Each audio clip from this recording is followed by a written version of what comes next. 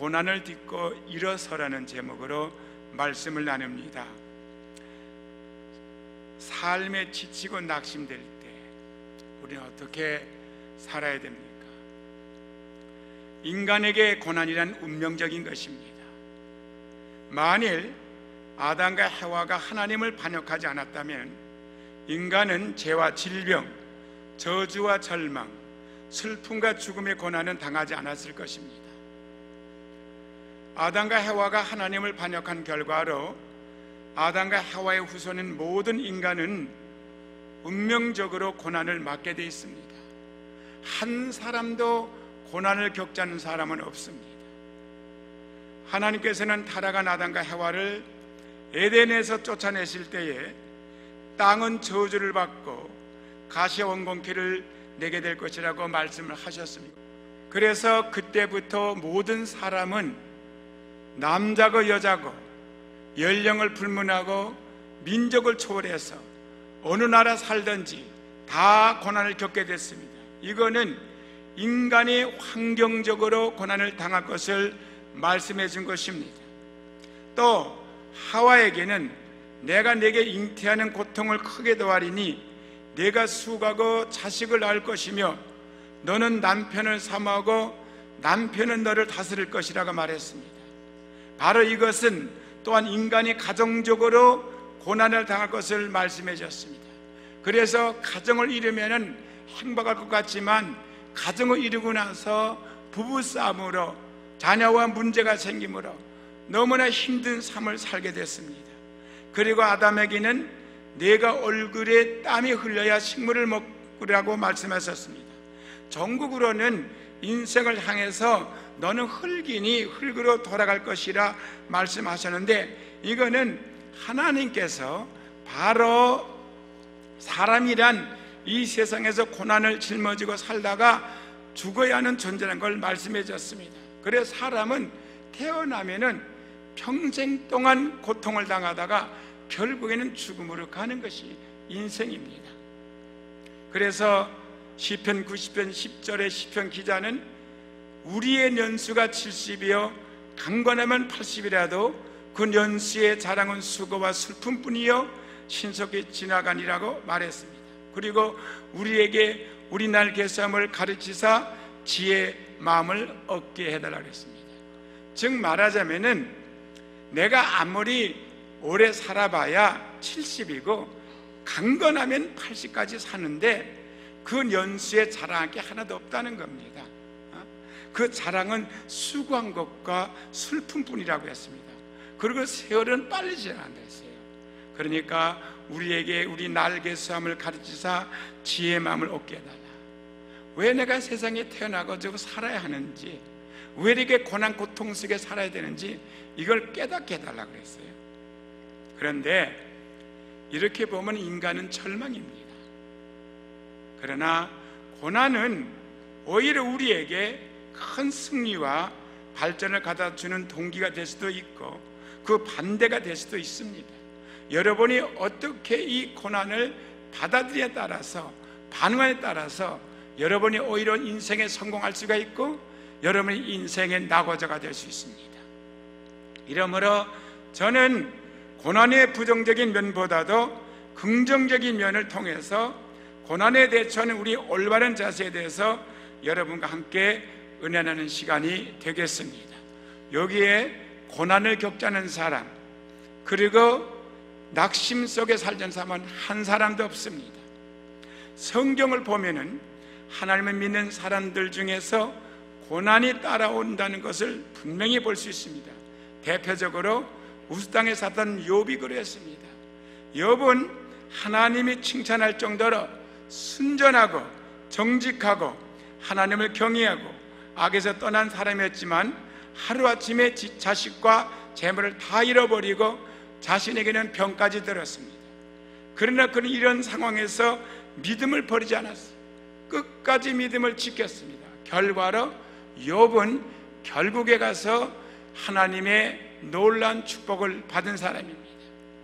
욥만 고난을 당한 게 아닙니다.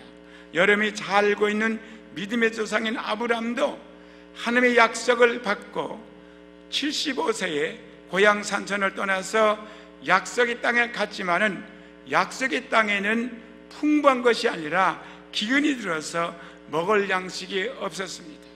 그는 이 기근을 피해서 아내와 함께 애굽으로 내려갔습니다. 그러나 애굽 왕에게 아내를 뺏기는 수모를 당하고 부끄러움을 당하게 됐습니다.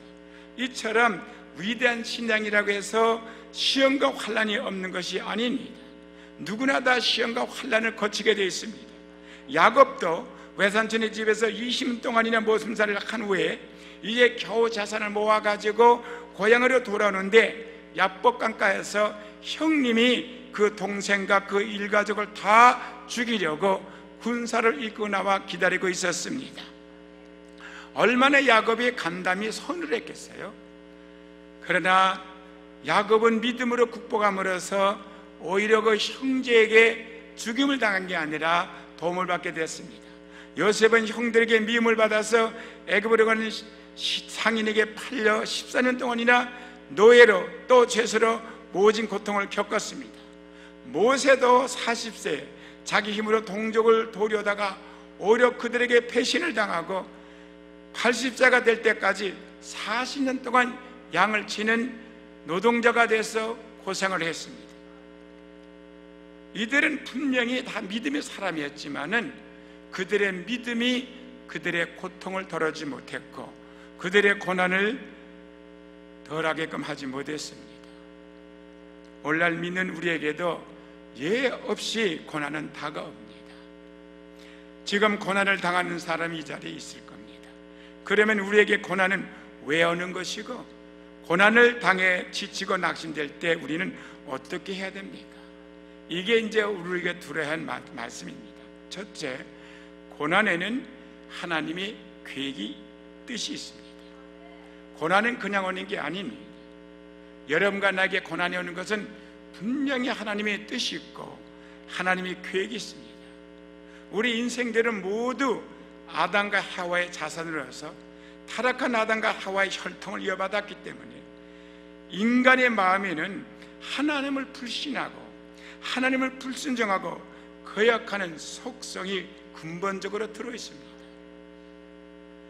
불신하고 불순종하고 거역하는 속성, 이거는 어떤 특정한 사람만 있는 게 아니라 우리 모두가 다 똑같습니다.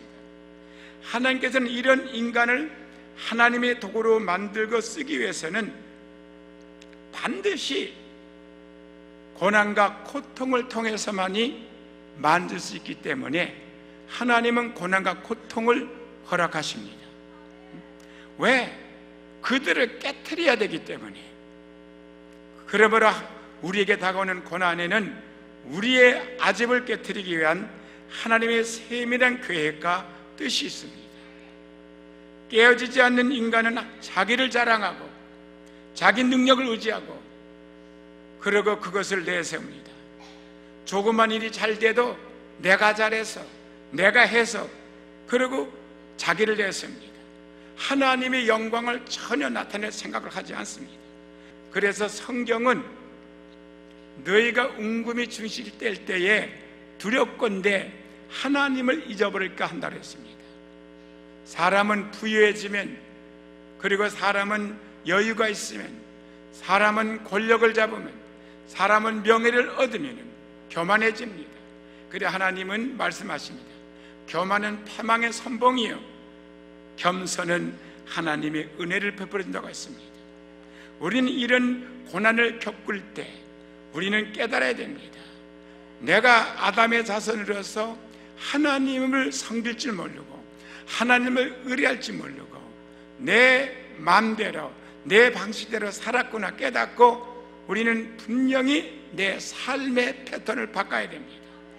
좌절에 빠져 뭉길 게 아니라 깨닫고 바로 서야 된다는 그런 뜻입니다. 성경에 교만은 패망의 선봉이요 거만은 마음은 넘어짐의 앞잡이라고 했습니다. 오직 고난을 통해서 좌절을 맛본 후에야 자신의 능력의 한계를 깨닫고 교만한 마음이 사라집니다. 나는 아무것도 할 수 없다는 것, 내 힘으로 아무것도 이뤄낼 수 없다는 것, 이걸 깨달을 때 우리는 겸손히 낮아지고 하나님을 의지하게 되고 하나님을 높이게 되는 것입니다. 사랑하는 성도 여러분, 고난당할 때 좌절에 빠져서 쓰러질 것이 아니라 내가 좌절될 때에 나는 버리지만 하나님을 찾으십시오. 나를 부인하지만 하나님을 인정하셔야 됩니다. 그 하나님은 반드시 도와줄 겁니다. 사도 바울도 고난을 통해서 자가 깨졌습니다. 사도 바울은 자가 엄청 강한 사람이었어요. 사도 바울을 그 자를 깎을 사람 한 사람도 없었습니다. 깨뜨릴 사람이. 그는 예수를 믿은 후에도 자기 힘으로 자기 의지로 선간 것이 많습니다.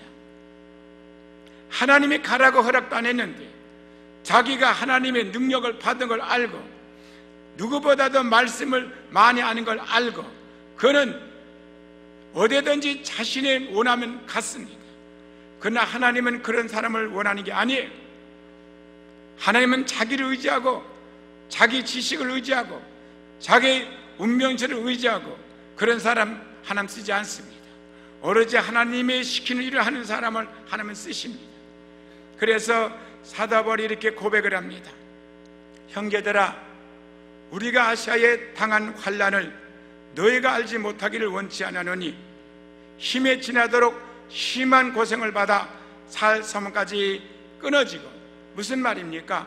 믿는 우리 성도들아, 내가 그리고 내 동역자들이 아시아에 가서 복음을 전하러 갔는데 얼마나 고난과 고통을 겪게 됐는지, 얼마나 큰 환난을 당했는지 나는 너희가 알길 원한다. 얼마나 당한 줄 아느냐? 너무 힘에 지나가지고 심한 고생을 받아서 고생이 너무 심해서 살고 싶은 의욕까지 다 잃어버렸어. 자살해 죽고 싶을 정도야. 이 세상에 살고 싶은 마음이 하나도 없었어. 그러면서 우리 마음에 사형선고를 받을 줄 알았으니 우리는 이제 죽은 줄 알았다는 거예요. 그러면 왜 그렇게 되느냐 이거예요. 거기서 끝나면 좌절에 빠져 쓰러지겠지만 그는 이런 좌절 가운데 자신을 발견하게 됐고 하나님과의 관계를 바로 깨닫게 됐다는 겁니다. 그 다음에 나오는 말이 이는 우리로 자기를 의뢰하지 말고. 그럼 지금까지는 자기를 의뢰하다가 이렇게 됐다는 거예요. 그럼 이제는 자기를 의뢰하지 말고 오직 죽은 자를 다시 살리시는 하나님만 의뢰하게 하자 하십니다. 그러니까 지금까지 사도 바울이 하나님만 의뢰한 게 아니에요. 주에 의뢰한다고 하나님 의뢰합니까? 의뢰한다고 하면서 사실은 자기를 의뢰하고 사람을 의뢰했었겠죠. 근데 이 고난을 통해서 내가 할 수 있는 게 아무것도 없다는 걸 알고 좌절에 빠진 후에 그는 거기서 주저앉지 아니하고 다시 일어나는데 이는 우리로 나로 자기를 의뢰하지 말고 오직 죽은 자 가운데 다시 살아나신 하나님만 의뢰하고 하심이라 했습니다. 우리는 고난 속에서 이런 걸 배워야 돼요. 고난 속에서 낙심하고 좌절에 빠져 주저앉을 게 아니라 이런 고난을 통해서 내가 어떻게 삶의 태도를 바꿔야 되는지 깨닫는 여러분 되기를 주님의 이름으로 권면합니다. 예수님께서도 히브리서 5장 7절 9절에 그는 육체에 계실 때에 자기를 죽음에서 능히 구원하실 이에게 심한 통곡과 눈물로 간구와 손을 올렸고 그의 경외하심을 인하여 두르심을 얻었느니라. 예수님은 하나님의 아들입니다. 그런데도 그는 여러분과 나와 똑같이 육신의 몸을 쓰고 왔기 때문에 자아가 있었던 거예요. 그리고 자기 생각이 있었고 자기 의지가 있었습니다. 근데 그런 예수님이 이 세상의 죄인들을 위해서 대신 죄값을 갚기 위해서 십자가 못 박아서 죽기를 원했겠습니까? 원치 않았다는 거예요. 여기 내용은요. 예? 얼마나 십자가 못 박아 죽는 게 지긋지긋했으면 자기를 죽음에서 능히 구원하실 이에게 누굽니까? 아버지 하나님께 심한 통곡과 눈물로 간구했을까? 뭐라고 눈물로 간구했습니까? 아버지 할 수만 있으면 이 죽음에서 나를 면제시켜 주세요. 그렇게 기도했잖아요. 날 십자가에 죽지 않도록 해달라고 기도했잖아요. 만약에 그래도 괜찮다면, 아버지 그렇게 해도 괜찮다면, 심한 통곡을 해서 눈물 흘려서. 그러나 예수님은 아버지를 경외했기 때문에 자기는 싫었지만 그게 하나님의 뜻이, 아버지 뜻이라면 내 뜻대로 마옵시고 아버지 뜻대로 합소서 했어요. 그러면 자기가 고통스럽고 싫은 걸 겪어야 되잖아요. 그걸 겪었다는 거예요. 그는 그 고통을 이겨나갔습니다. 피한 것이 아니라. 그래서 경외하심을 인하여 두르심을 얻었다. 들은 게 뭡니까? 네가 십자가를 져야 된다 했어요. 네가 고통을 더 겪어야 된다. 똑같은 말이죠. 근데 8절 9절 보면 그가 아들이시라도 받으신 고난으로 순종을 배워 그랬어요. 그럼 순종했잖아요. 아버지 나 죽기 싫어요. 십자가 지지 않게 해주세요. 그러나 내 뜻대로 말고 아버지 뜻대로. 그러니까 아버지가 그래 그럼 피해주고 그러지 않고 너는 져야 돼. 십자가 져야 돼. 그러면 자기는 싫었단 말이에요. 근데 십자가 졌잖아요. 순종했어 안 했어요? 그러니까 순종을 배웠다는 거예요. 여러분과 내가 이 고난을 통해서 하나님의 말씀에 순종을 배워야 된다 그 말이죠. 그래서 온전하게 되었다 그랬습니다. 예수님이 순종하는 자가 온전한 자예요. 온전하게 됐다. 온전하게 되었은즉 자기를 순종하는 모든 자에게 영원한 구원의 근원이 되게 하죠. 여러분과 내가 예수를 믿었으면 믿음에 순종해야 구원을 받습니다. 이것 때문에 하나님은 우리에게 고난을 허락하시고 이 고난을 통해서 그 고난을 비껴가려고 하는지 고난을 순종함으로 받아들여서 믿음을 지키는지. 지금 가작에 있는 그분이 고난 속에 있는데 그 고난 때문에 예수를 부인하고 의사만 하는 게 아니라 여전히 역시 가서 복음을 전하는 순종. 그것이 바로 믿음의 열매입니다. 믿음의 증거라고요. 하나님은 그것 때문에 우리에게 고난을 허락하신다는 거예요. 내 믿음을 증거하기 위해서, 내 믿음을 보여주기 위해서. 그래서 예수님께서도 고난을 통해서 순종을 배웠습니다. 고린도후서 10장 5절에는 모든 이론을 파하며 하나님 아는 것을 대적하여 높아진 것을 다 파하고 모든 생각을 사로잡아 그리스도에게 복종케 하니라고 기록되어 있습니다. 이 말은 뭐냐면은 사람은 이론이 있어요.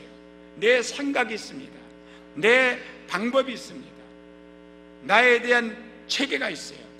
그거는 여러분과 내가 가지고 있는 거지만 하나님의 생각은 우리 생각과 다르다고 했고 하나님의 생각이 우리 생각보다 높다고 했습니다.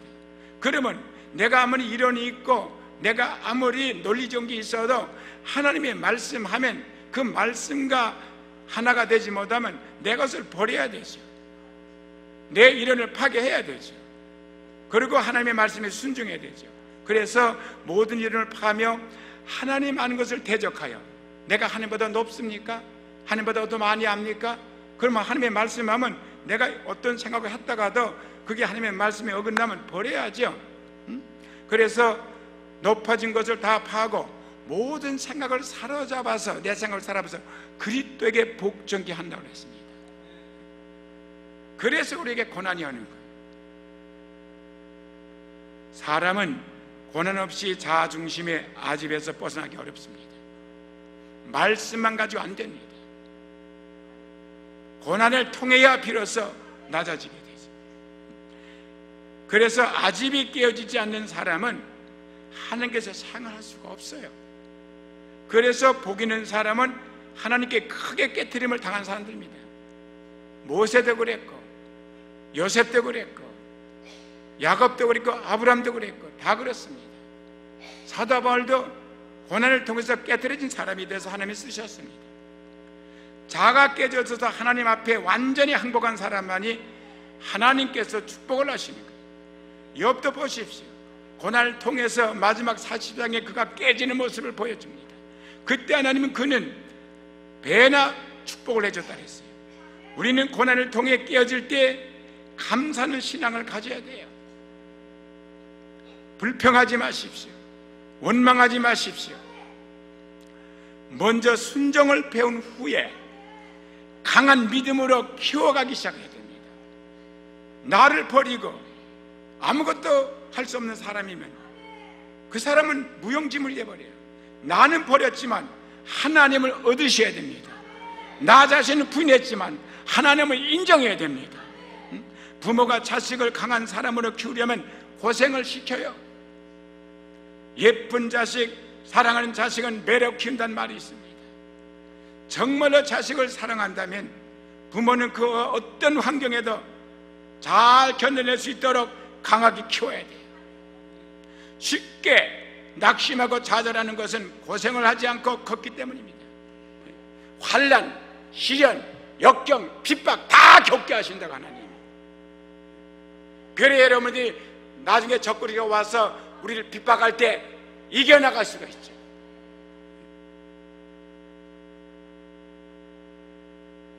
하나님께서는 우리를 강인한 신앙으로 만들기 위해서 우리 아이가 고난을 통과시키는 거예요. 우리가 기도로 이것을 극복해 나갈 때 우리는 강한 신앙인이 됩니다.